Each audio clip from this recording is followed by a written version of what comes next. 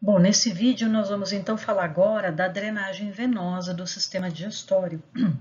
O que mais chama atenção e que é o que a gente vai dar prioridade aqui é do tubo digestório que está passando pela região abdominal. Da mesma maneira que a gente viu com a irrigação arterial. E o que é importante aqui a gente entender? Quando a gente fala da drenagem venosa, muitos dos elementos que nós vamos encontrar fazendo a drenagem venosa do tubo digestório recebem o mesmo nome dos elementos que fazem irrigação arterial. Então, se eu tenho uma artéria esplênica, eu vou ver uma veia esplênica. Se eu tenho uma artéria mesentérica superior, eu vou encontrar uma veia mesentérica superior. Mas alguns elementos não funcionam exatamente da mesma maneira. Por quê? Porque enquanto eu tenho na aorta 3 importantes ramos ímpares e anteriores aqui na aorta que fazem a irrigação arterial do sistema digestório, eu não vou encontrar a mesma condição na veia cava inferior. Por quê? Porque esse sangue não vai drenar diretamente para a veia cava inferior, ele é desviado para onde? Para o fígado. Então, o que eu vou ver é que vários dos elementos que recebem o mesmo nome das artérias não estão drenando na veia cava inferior, mas sim para uma veia importante que vai fazer a captação desse sangue, que vai encaminhar esse sangue para o fígado, e do fígado aí sim eu vou encontrar as veias hepáticas que vão drenar na veia cava inferior, já quase aqui em cima do diafragma. Então, nós vamos ter essa situação, nós temos um desvio no sistema venoso. Isso é muito importante, por quê? Porque a gente já discutiu a respeito disso, o fígado é quem recebe as substâncias absorvidas pelo nosso tubo digestório e ele precisa fazer uma ação inicial. Se elas forem tóxicas, ele tem que detoxificar. Se for um excesso de nutrientes, ele tem que guardar esses nutrientes, estocar parte deles para funcionar como uma reserva. Se tiver algum agente infeccioso, nós vamos encontrar aquelas células de Kupffer, que são uma especialização do sistema imune dentro do fígado. Então, nós temos um mecanismo de proteção. E da mesma maneira, a gente já viu isso quando nós vemos a circulação fetal, o sangue que vem a partir da placenta, então que foi enriquecido com oxigênio e nutrientes, ele retorna ao corpo do bebê pela veia umbilical, e essa veia umbilical se dirige para onde? Para essa veia porta aqui.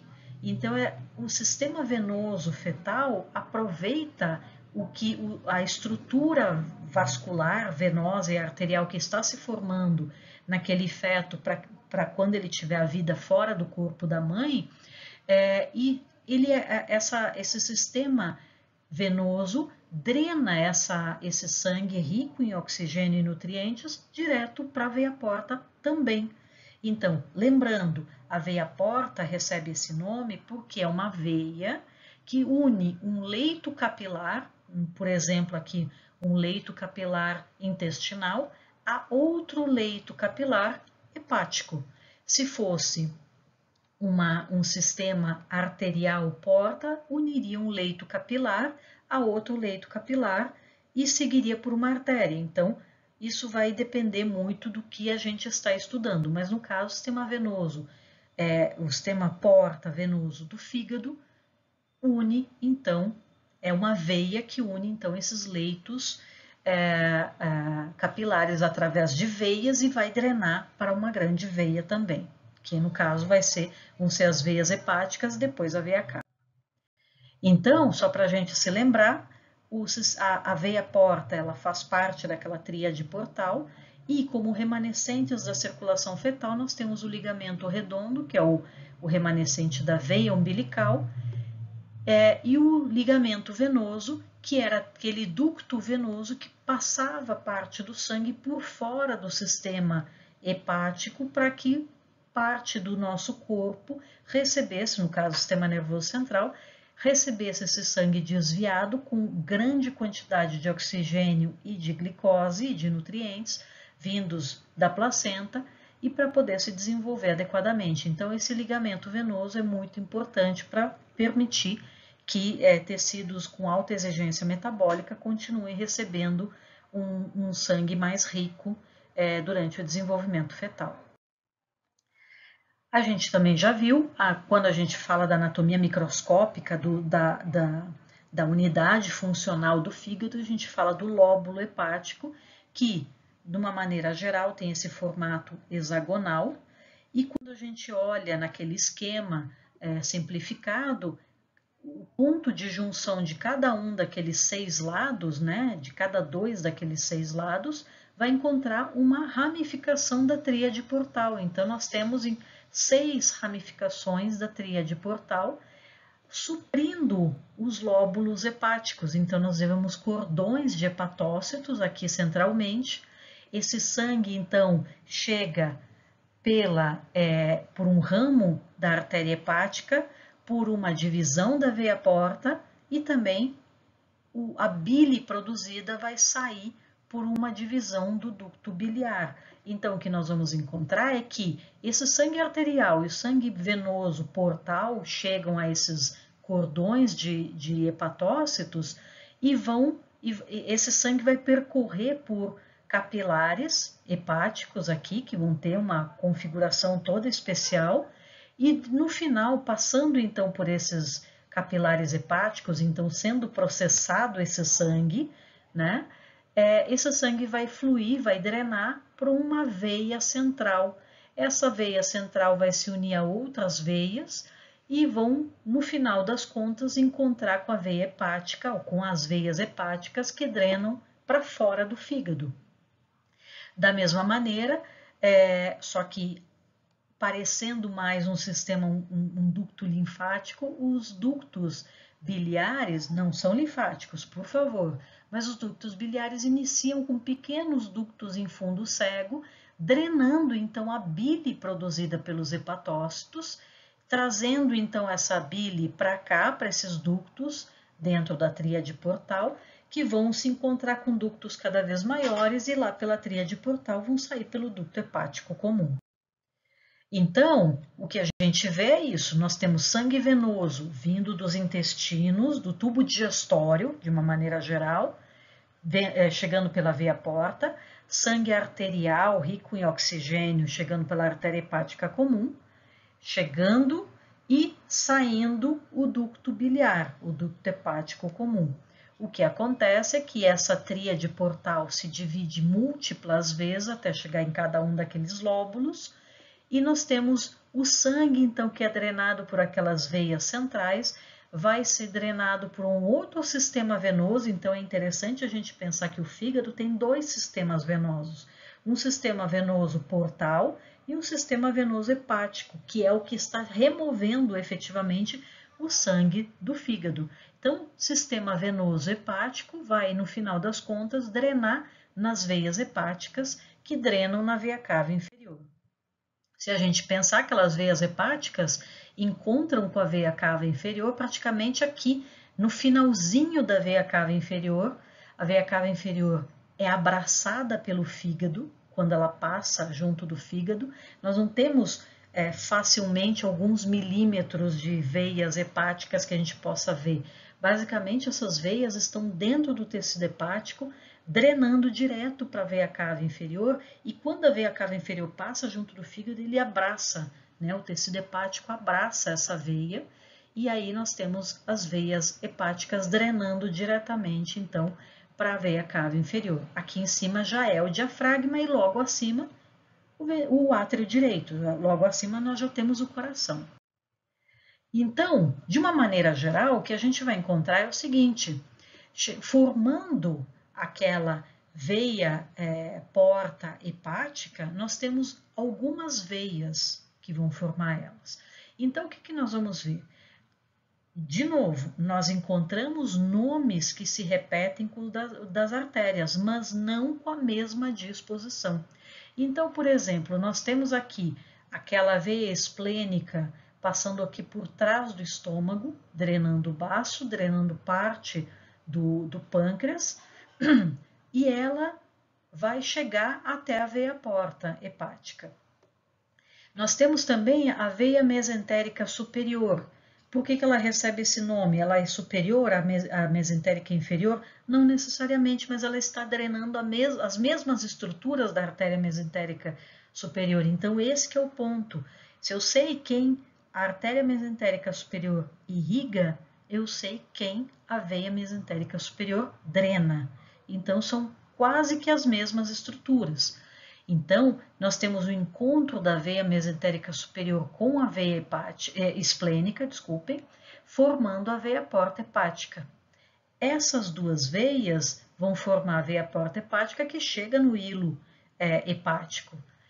Nós temos também a veia gástrica esquerda, que em vez de drenar para um tronco celíaco ou para uma veia celíaca, essa veia celíaca não existe, até porque não existe a veia hepática indo para o fígado, porque a veia hepática sai do fígado, então ela está levando o sangue lá embora.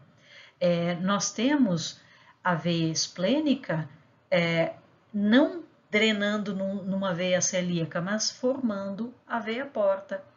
A veia gástrica esquerda, sozinha, também drena na veia porta. E a veia mesentérica inferior? A veia mesentérica inferior drena na veia esplênica, que depois drena na veia porta. Então, são mais ou menos essas diferenças de configuração. E a gente tem esse sistema. Então, as duas grandes veias, que são a mesentérica superior e a esplênica, formam a veia porta hepática. Mesentérica inferior drena na esplênica e gástrica esquerda drena na veia porta hepática.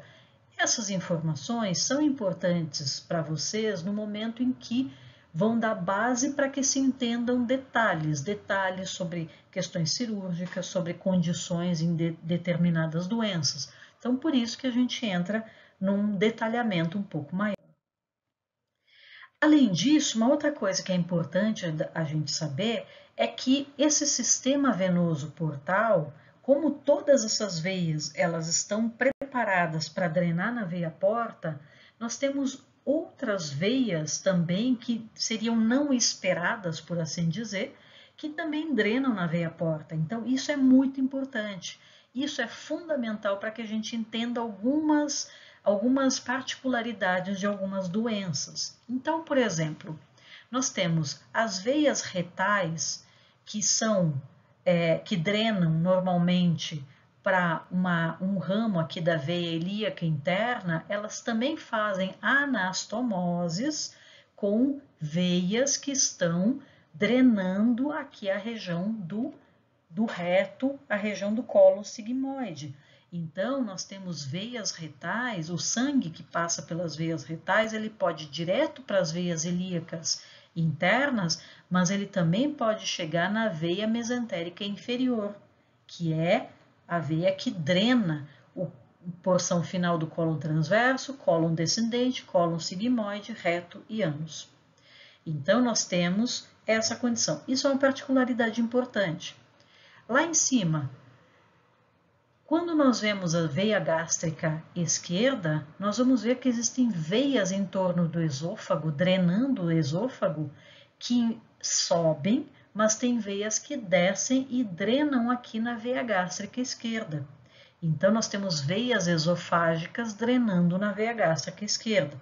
Então, em última análise, elas também drenam na veia porta.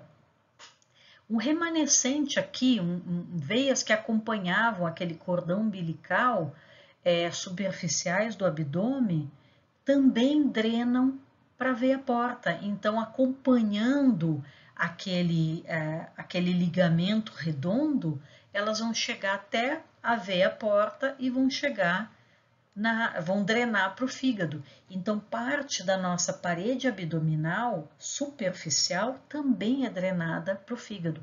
Então, são particularidades desta drenagem venosa que são extremamente importantes para a gente entender algumas coisas que acontecem aqui. A gente já viu na aula anterior algumas alterações que o fígado pode ter. Então, o fígado pode sofrer um acúmulo de gordura e formar aquela condição que a gente chama de esteatose hepática. Então, é uma doença hepática, né, uma doença gordurosa, só que não alcoólica. Quando a doença é alcoólica, nós temos um outro tipo de lesão, né? Embora a gente também possa encontrar esteatose. Essa é uma lesão reversível, então até um determinado ponto a gente consegue reverter. E seria, por assim dizer, uma forma mais benigna. Agora tem um ponto da esteatose que envolve não uma condição tão benigna, mas envolve inflamação. E essa é uma forma mais agressiva. Então, nós temos a esteatose acrescida da hepatite. Então, quando a gente tem esteatose e hepatite, isso é bem documentado, é bem claro, nós podemos evoluir para um quadro de cirrose. Então, a cirrose vai ser um processo irreversível, onde nós temos, por conta dessa inflamação, a morte de lóbulos hepáticos, a morte de hepatócitos e a substituição desse tecido por tecido cicatricial. O que não é muito bem claro é se de uma esteatose não inflamatória nós podemos desenvolver um quadro de cirrose. Isso não está bem claro. Então, quando a gente fala da cirrose hepática, a gente fala de um estado onde um fígado saudável, com todo o seu tecido normal, em condições normais, a superfície lisa, com os hepatócitos plenos e funcionando adequadamente, sendo substituído por um tecido cicatricial, onde nós podemos ver claramente essa quantidade de tecido que não é tecido hepático, é cicatriz. E uma cicatriz não faz a detoxificação de substâncias, não faz estoque de nutrientes, não produz vitamina, não produz uma série de hormônios, de proteínas, então é um fígado que não funciona. E aí nós temos essa condição da insuficiência hepática, da incapacidade do fígado de fazer a sua função.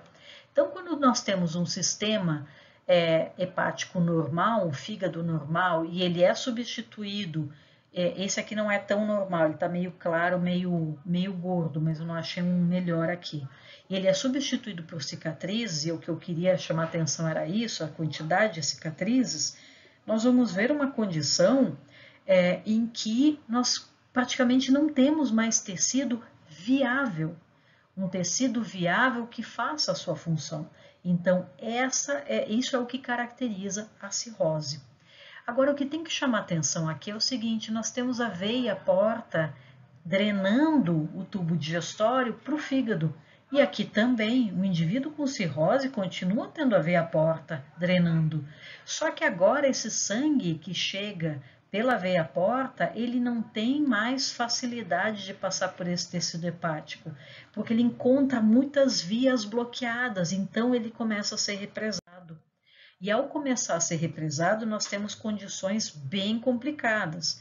Então, o processo de cirrose vai ser caracterizado, como eu comentei, por uma substituição do tecido hepático normal, funcionante, por tecido cicatricial, por fibrose. Então, nós temos um acúmulo de colágeno no lugar onde o colágeno não serve para nada. Quem serve, claro, um pouquinho de colágeno dá estrutura, mas a quantidade de colágeno substituindo o hepatócito é o que faz com que efetivamente esse fígado não consiga mais funcionar. E aí, se a gente pensar que todas essas estruturas estão drenando para a veia porta, e agora essa veia porta, ela começa a ter esse fluxo de sangue congestionado, porque ele chega ali, tem um monte de vias fechadas, um monte de vasos fechados, porque eles não têm mais função, então aquilo tudo foi substituído por tecido cicatricial, esse sangue começa a ser represado na veia porta. Então a gente tem aquilo que se chama de hipertensão portal. É uma hipertensão venosa. Não é uma hipertensão de 190 milímetros de mercúrio, como a gente vê na hipertensão arterial, mas é um aumento da pressão sanguínea venosa, porque esse sangue não consegue passar pelo fígado e ir para a veia cava. Ele não consegue passar. Então começa a represar e começa a forçar a parede da veia. Fazendo isso, represando esse sangue que estava drenando o estômago e que também drenava parte das veias esofágicas, fica represado e o sangue retorna aqui. Então, nós começamos a ver algumas alterações nessas veias esofágicas, algumas varizes esofágicas. O sangue que drenava do baço para a veia porta, esse sangue começa a voltar. E o baço é uma estrutura que é quase uma esponja. Então ele começa a ficar cheio de sangue, ele não consegue drenar, ele recebe sangue e não drena, então ele vai aumentando de tamanho. É característico de quem tem cirrose hepática a chamada esplenomegalia, ou seja, um aumento exagerado do baço, exatamente porque não tem para onde ir, o baço aumenta de tamanho. As varizes esofágicas, outra coisa que vai se encontrar, o sangue vai represar para a veia mesentérica inferior e para as veias retais. Então, nós vamos encontrar aquelas veias hemorroidais aumentando de tamanho, formando varizes. Então, as hemorroidas, como são conhecidas, né, vão ser comuns nessa condição, porque não tem para onde drenar esse sangue, ele vai depender das vias alternativas. E a mesma coisa acontece para aquela parede abdominal anterior, que fazia a sua drenagem para a veia hepática, a veia portal hepática. Então, o que acontece? Esse sangue também é represado e ele passa a ficar represado na superfície da parede abdominal. Isso vai fazer com que se formem varizes na superfície abdominal por conta desse represamento também. Então, quando a gente fala da cirrose hepática, a gente fala de uma situação extremamente complexa. Aquela barriguinha de chope que se brinca no início, mas que depois, quando a pessoa, por exemplo, é alcoólatra, ou se a pessoa tem uma ingestão inadequada de alimentos, forma esteatose, tem uma esteatose em grau alto, né, que se torna inflamada e leva a um processo de cirrose, nós vamos ver uma incapacidade do fígado de fazer aquela metabolização adequada e a filtragem, a limpeza adequada do sangue, então o sangue começa a concentrar substâncias que dão esse aspecto amarelado à pele, aos olhos e à mucosa. O excesso de sangue represado no sistema venoso portal faz com que muito fluido dentro do sangue, muito plasma, sore para fora das veias. E então, nós vamos ter a formação de um líquido dentro da cavidade abdominal, que esse líquido é chamado de ascite. Então, o acúmulo desse líquido, que muitas vezes tem que ser drenado periodicamente, faz com que o indivíduo não seja efetivamente gordo. O que acontece é o acúmulo de líquido. Então, vocês veem a quantidade de sangue que passa por ali não consegue ser drenada pelo fígado. E aqui é um dos pontos assim mais fortes, né, do que a gente acaba vendo dentro dessa condição superficialmente, né, falando da cirrose hepática, onde nós temos a formação das veias, as pequenas veias superficiais que drenavam para aquelas veias até a veia porta hepática, formando então varizes na superfície em todos os raios. Então isso é chamado de varizes abdominais em cabeça de medusa, porque parecem todas aquelas cabeças, aquelas serpentes da cabeça da medusa, irradiando para todas as regiões, para todas as direções. Então são situações, são condições extremamente graves e obviamente essa pessoa, a única chance que ela tem é com o transplante hepático.